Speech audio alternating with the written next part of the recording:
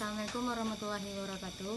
Perkenalkan, nama saya Vena Fariska dengan NIM akhir 133. Baik, di sini saya akan mewawancarai mengenai rukun dan syarat wakaf bersama Buya. Jadi, bagaimana menurut Buya tentang rukun dan syarat wakaf itu? Assalamualaikum warahmatullahi wabarakatuh. Baik, menurut wakaf seperti yang telah kita bahas kemarin juga teman-temannya, jadi wakaf itu menurut Undang-Undang Nomor 41 Tahun 2004 tentang wakaf ada beberapa unsur, ada 6 unsur persyaratannya. Pertama adalah wakif. Di wakif itu termasuk rukun wakaf. Makanya harus dilakukan wakif itu orang yang mewakafkan benda tersebut.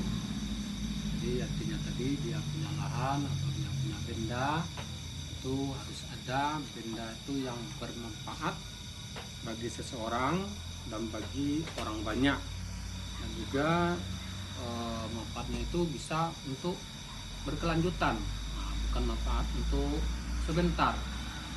Itu bisa dimanfaatkan dan juga bisa waris orang lain pun juga itu gunanya.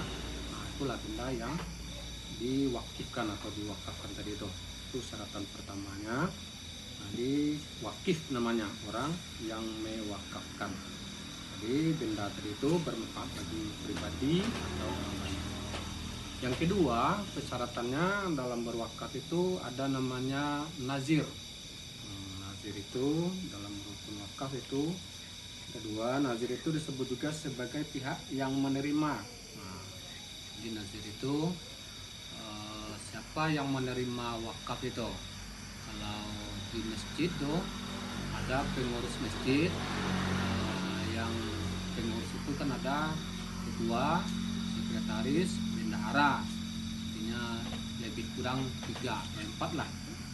Jadi pengurus itulah yang menerima wakaf tanah tersebut. Nah, ini untuk masjid, ini pengurusnya, ini kami wakafkan. Jadi nazir namanya, penerima wakaf itu. Kemudian kalau itu sebidang tanah, itu diwakafkan kepada seseorang. Dan juga kan nazir itu secara pribadi, artinya kan ada itu untuk pesantren.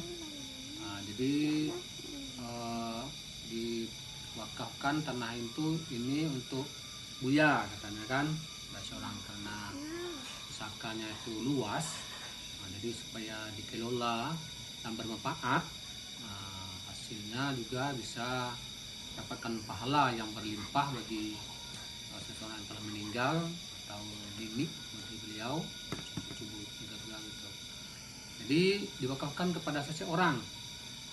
Maka si nazirnya itu hanya satu orang saja, jadi Buyanya saja. Apakah sah? Itu sah. Boleh, itu namanya nazir. Kemudian yang ketiganya harta benda wakaf. Jadi harta tadi itu kan juga sudah kita jelaskan, berupa tanah atau berupa bangunan atau berupa apalagi banyak tuh, tikar atau lampu, banyaklah jenis barang yang bermanfaat untuk orang banyak.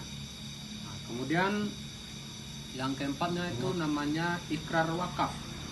Jadi ikrar wakaf juga termasuk dalam rukun yang harus ditunaikan. Artinya semua wakif tadi itu dengan nazir harus dijelaskan. Artinya contohnya disaksikan ada pengurus, ada 3 orang. Ini Bapak, saya mewakafkan tanah ini kepada Bapak. Atau ada yang mewakafkan tadi itu 1 orang atau 2 orang atau 3 orang, ada ponakannya. Jadi mama sama ponakan, contohnya. Jadi minimalnya kalau dia pusaka tanah itu minimalnya ada mama dengan ponakan, sama 2 seorangnya. Jadi langsung diikrarkan, dibunyikan nanti, kemudian ditulis oleh nazir wakaf itu, kemudian disaksikan oleh pengurus, ketua, sekretaris, dan bendahara. Nah, jadi itu yang keempatnya ikrar. Nah, itu kata-kata lafaz yang diucapkan oleh wakaf, orang yang berwakaf tadi itu. Kemudian yang kelimanya adalah peruntukan benda wakaf. Jadi untuk apa? Nah, kayak itu ditegaskan, dijelaskan dan ditentukan ini apakah untuk jalan, apakah ini untuk masjid. Nah, dijelaskan dalam ikrar itu pun dibunyikan. Kemudian yang terakhir itu adalah jangka waktu wakaf. Jadi yang biasa jangka waktu wakaf itu tidak ada tertentu. Jadi selagi kita dimanfaatkan oleh orang banyak, tidak ada apanya, kecuali apalah namanya itu ada. Kalau zaman sekarang kan kalau tidak ada surat wakaf itu bisa diambil kembali oleh orang yang mewakafkan. Kalau tidak ada sertifikatnya, tidak, itu zaman sekarang tuh sudah banyak. Karena pemerintah kita sekarang ada itu nama mana yang tanah itu telah diwakafkan itu oleh pemerintah difasilitasi, apalagi masjid kan, tanah untuk masjid atau untuk musala. Nah, kalau pemerintah kita itu disegerakan untuk mengurus sertifikatnya, itu dibebaskan dari biaya di Departemen Agama, membebaskan biayanya supaya tanah wakaf itu tidak diambil kembali bagi orang yang telah mewakafkan supaya diaman. Nah, jadi itu jangka waktu wakaf itu tidak ada, walau setahun 2 tahun tidak ada. Ikrar dalam ikrar pun tidak. Tapi ada sebagian yang mengatakan selagi jalan ini dimanfaatkan oleh orang banyak, kami wakafkan. Tapi kalau tidak dimanfaatkan, tidak jalan ini tidak ditempuh lagi, tidak difungsikan lagi, kami akan kembali. Juga ada seperti itu. Jadi itulah 6 persyaratan atau rukunnya wakaf tadi. Jadi itu secara sedikit ringkasan dari saya. Terima kasih. Assalamualaikum warahmatullahi wabarakatuh. Waalaikumsalam warahmatullahi wabarakatuh. Ya. Baik, jadi kesimpulan